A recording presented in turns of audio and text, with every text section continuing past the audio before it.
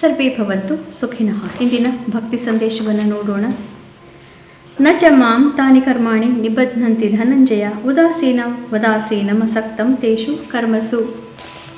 ನಾನು ಇಷ್ಟೊಂದು ಸೃಷ್ಟಿ ಸ್ಥಿತಿ ಲಯಗಳನ್ನು ಮಾಡ್ತಾ ಇದ್ರೂ ಕೂಡ ಅಂತಹ ಯಾವ ಕರ್ಮವು ನನ್ನನ್ನು ಬಂಧಿತನನ್ನಾಗಿ ಮಾಡೋದೇ ಇಲ್ಲ. ಉದಾಸೀನ ಭಾವನೆಯಿಂದ ಅದನ್ನು ನಾನು ಮಾಡ್ತಾನೇ ಇರ್ತೀನಿ. ನನಗೆ ಮಾಡಲು ಬೇಕಾಗಿಲ್ಲ, ಮಾಡದೇ ಇರೋದ್ರಿಂದಲೂ ನನಗೆ ಯಾವ ಪ್ರಯೋಜನವೂ ಇಲ್ಲ. ಹೀಗಾಗಿ ಆ ಕರ್ತವ್ಯ ಮಾಡಬೇಕು ಅನ್ನೋ ಒಂದೇ ಒಂದು ಕಾರಣಕ್ಕೋಸ್ಕರ ಮಾಡ್ತಾ ಇರ್ತೀನಿ ಹೊರತು ಅದರಿಂದ ಯಾವ ಲಾಭ ನಷ್ಟದ ಪ್ರಕ್ರಿಯೆಗಳು ನನ್ನನ್ನು ಬಾಧಿಸೋದಿಲ್ಲ. ಹೀಗಾಗಿ ನನ್ನ ಭಾವನೆ ತಿಳಿದುಕೊಂಡವನಿಗೆ ಮೋಕ್ಷ ಸಾಧ್ಯ ಅಂತ ಭಗವಂತ ಹೇಳೋದು ಇದಕ್ಕೋಸ್ಕರವೇ. ಯಾವ ರೀತಿಯಲ್ಲಿ ಭಗವಂತನ ಕೆಲಸ ಮಾಡ್ತಾನೋ ಅದೇ ರೀತಿಯಲ್ಲಿ ನಾವು ಭಗವಂತನಿಗೆ ಅರ್ಪಿತವಾಗಿ ಕೆಲಸಗಳನ್ನು ಮಾಡಿದಾಗ ನಮಗೆ ಮೋಕ್ಷ ಸಾಧ್ಯ. ಇಂದು ಶ್ರೀ ಪರಾಭವನಾಮ ಸಂವತ್ಸರ ಉತ್ತರಾಯಣ ಗ್ರೀಷ್ಮ ಋತು ನಿಜ ಜ್ಯೇಷ್ಠ ಮಾಸಿ ಶುಕ್ಲ ಪಕ್ಷೆ. ಇಂದು 22ನೇ ತಾರೀಕು ಸೋಮವಾರ, ಅಷ್ಟಮಿ ತಿಥಿ ಹಾಗೂ ಉತ್ತರ ಫಲ್ಗುಣಿ ನಕ್ಷತ್ರ. ಇಂದು ಬುಧ ಕರ್ಕ ರಾಶಿಯನ್ನು ಪ್ರವೇಶ ಮಾಡ್ತಾ ಇದ್ದಾನೆ. ಇಂದು ಬಹಳನೇ ದೊಡ್ಡದಾದಂತಹ ಯೋಗಗಳು ಅನೇಕ ರಾಶಿಗಳಿಗೆ ಪ್ರಾಪ್ತಿಯಾಗ್ತಾ ಇದೆ. ಮೇಷರಾಶಿಯವರಿಗೆ ನಿಮ್ಮ ಚತುರ್ಥದಲ್ಲಿ 3 ಶುಭ ಗ್ರಹಗಳು.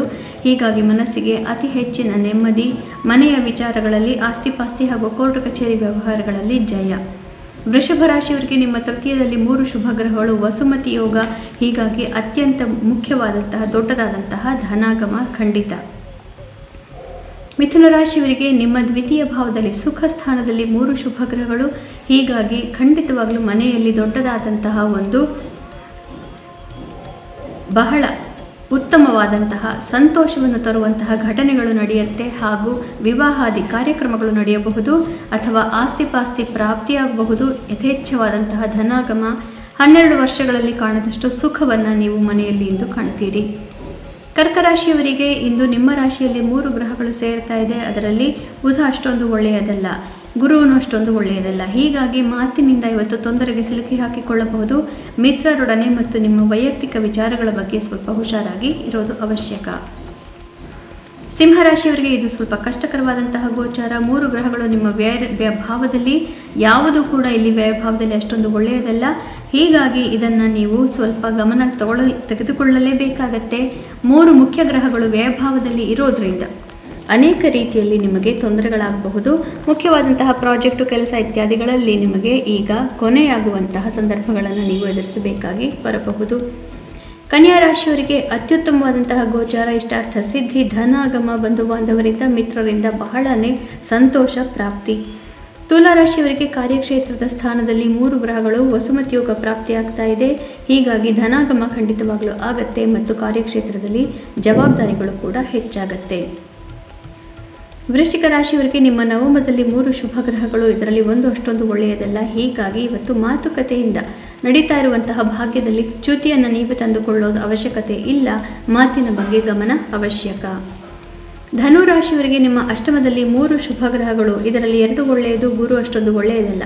ಹೀಗಾಗಿ ನೀವು ಒಳ್ಳೆಯದನ್ನು ಮಾಡಿದರೆ, ಆಧ್ಯಾತ್ಮಿಕವಾಗಿ ಒಳ್ಳೆಯದನ್ನು ಮಾಡಿದರೆ ಬೇರೆಯವರಿಂದ ನಿಮಗೂ ಆಧ್ಯಾತ್ಮಿಕವಾಗಿ ಒಳ್ಳೆಯದು ಪ್ರಾಪ್ತಿ, ಮನಸ್ಸಿಗೆ ನೆಮ್ಮದಿ ಪ್ರಾಪ್ತಿ. ಮಕರ ರಾಶಿಯವರಿಗೆ ನಿಮ್ಮ ಸಪ್ತಮ ಭಾವದಲ್ಲಿ 3 ಶುಭ ಗ್ರಹಗಳು.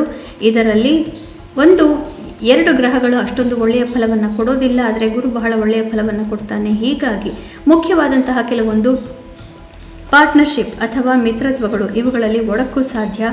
ಅದು ಸಂಪೂರ್ಣವಾಗಿ ಶಾಶ್ವತವಾಗಿ ಒಡೆದು ಹೋಗುವಂತಹ ಸಾಧ್ಯತೆ. ಕುಂಭರಾಶಿಯವರಿಗೆ ಷಷ್ಠಭಾವದಲ್ಲಿ 3 ಶುಭ ಗ್ರಹಗಳು, ವಸುಮತಿ ಯೋಗ ಪ್ರಾಪ್ತಿಯಾಗ್ತಾ ಇದೆ. ಇದರಿಂದ ಧನಾಗಮ ಮುಖ್ಯವಾಗಿ ಹಾಗೂ ಸಮಾಜದಲ್ಲಿ ಪ್ರತಿಷ್ಠೆ ಹೆಚ್ಚಾಗ್ತಾ ಇದೆ. ಮೀನರಾಶಿಯವರಿಗೆ ನಿಮ್ಮ ಪಂಚಮದಲ್ಲಿ 3 ಶುಭ ಗ್ರಹಗಳು. ಇದರಲ್ಲಿ 1 ಅಷ್ಟೊಂದು ಒಳ್ಳೆಯದಲ್ಲ. ಹೀಗಾಗಿ ಈಗ ಭಾಗ್ಯೋದಯ ಖಂಡಿತವಾಗಲೂ ಆಗತ್ತೆ. ಬುದ್ಧಿಗೆ ಸಂಬಂಧಿಸಿದಂತಹ ಚಾಕಚಕ್ಯತೆಯಿಂದ ಮಾಡುವಂತಹ ಕಾರ್ಯಗಳಲ್ಲಿ ಯಶಸ್ಸು ಪ್ರಾಪ್ತಿ ಹಾಗೂ ಮಿತ್ರರಿಂದ ಮನಸ್ಸಿಗೆ ನೆಮ್ಮದಿ, ಧನಾಗಮ ಕೂಡ ಸಾಧ್ಯ. ಮೀನರಾಶಿಯವರಿಗೆ ಇದು ಉತ್ತಮ ಫಲವನ್ನು ತಂದುಕೊಡುತ್ತೆ. ಮಾತಿನ ಬಗ್ಗೆ ಸ್ವಲ್ಪ ಗಮನ ಅವಶ್ಯಕ. ಪುನಃ ನಾಳೆ ಭೇಟಿಯಾಗೋಣ. ಅಲ್ಲಿವರೆಗೂ ಗೀತಾ ಶ್ಲೋಕಗಳ ಶ್ರವಣ, ಪಠಣ, ಮನನ, ಲೇಖನವನ್ನು ಮಾಡೋದರಿಂದ ಜನ್ಮಾಂತರದ ಪಾಪನಾಶ. ಶುಭಮಸ್ತು. ಶ್ರೀಕೃಷ್ಣ ಜಯತೆ.